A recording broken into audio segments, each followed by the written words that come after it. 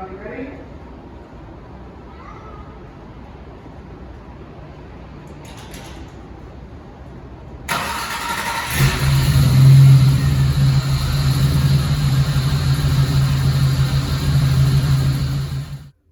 Almost there. I have the harness mostly built. I have to put a battery in still, do the positive and negative leads. I need to simplify this front end for all my lights, windshield washer, pump, and fans. And then put a fender on and actually make the harness. I'm waiting on the wire loom. It's not delivered yet. But all the harness under the hood is done except for the front lights and the fan. And here in the dash, I've got the speedometer and quad gauge installed. And I have the harness all built under here. And I haven't put any loom on anything yet because it hasn't showed up. But also, as I'm putting this together, I'm adding additional wires where, I thought I might have been done, but it seems like there was always one more thing to do. I have the ignition switch mounted here, and there is no switch on the column, so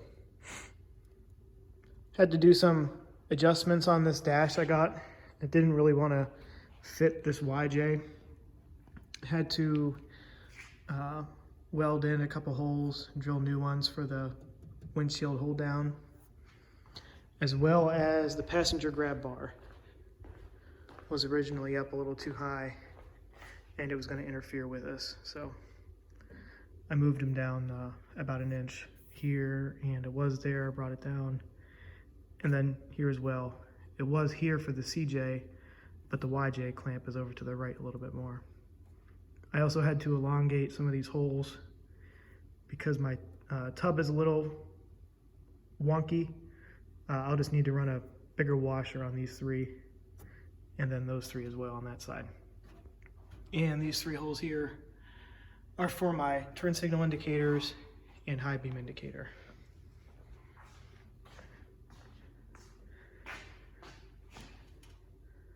Okay, about one more week, I'll finally be able to run this for the first time.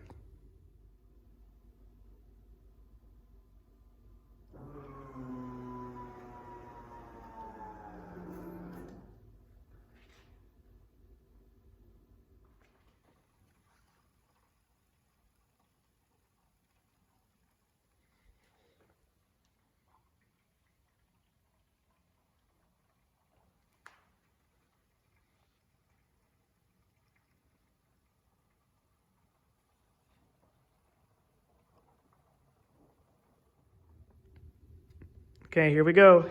Today is March 18th, and I'm planning to start my Jeep for the first time. Did the coolant yesterday, did the fuel 2 days ago. The wiring was finished up last week. I just did the plugs and the wires for both sides.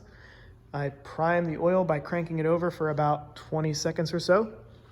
The only thing I have left is to put the air temperature sensor inside the air cleaner, which I won't do that until I have everything tuned, because I have to set the throttle blade setting right here for the idle speed, and then I could put the air cleaner on and put my air temperature sensor in. I also have the intake for the engine crankcase just open to atmosphere right now, so it'll breathe through that. I have the battery all charged up. All the terminals are tight. I have the gauges here sitting, since the dash is not done yet. I've got my speedometer, tach, and also my quad gauge. I'm not sure if the tach is going to work right off the bat. It depends on what the output is of the computer, so I've got to learn about that. I have a couple switches left to install for the wiper and the blower. I have the ignition switch set up and the light switch set up as well. So now I'm to the point where I'm ready to start working with the tablet to pair it to the computer, and I'll be ready to start it. So I'm gonna pull back here, work on the computer for a little bit, and fire this thing up. Okay. Here we go.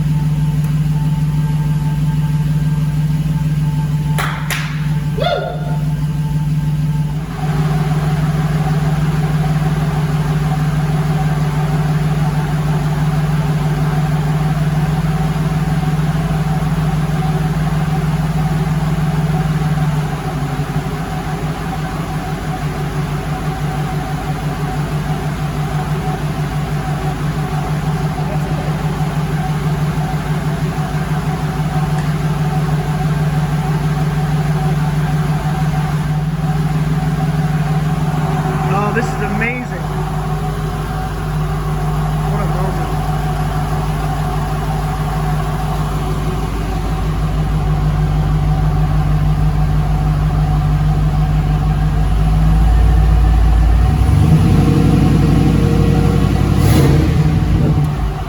Oh, it sounds perfect. Wow. Just for fun.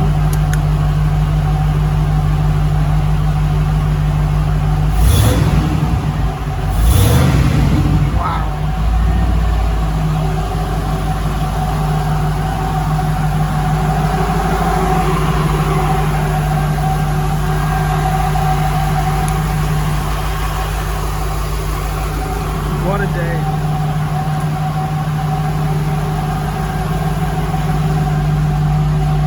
Oh, it stinks.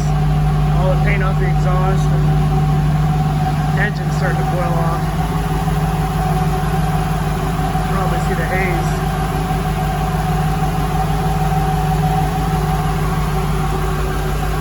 I gotta watch that coolant. It's actually expanding quite a bit.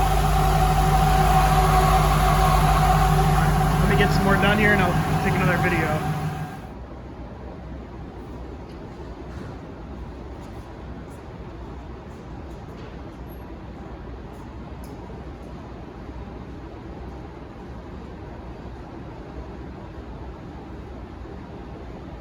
Okay, Ron, you ready?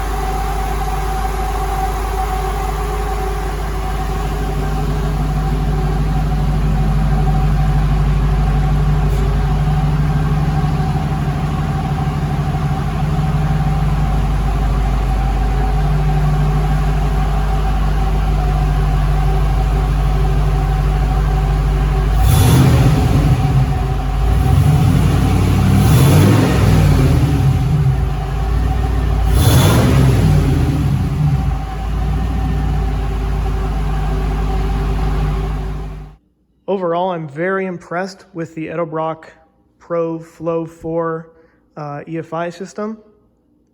I only ran the Jeep 2 times, and I can tell just based on the second start how much better it ran from the first.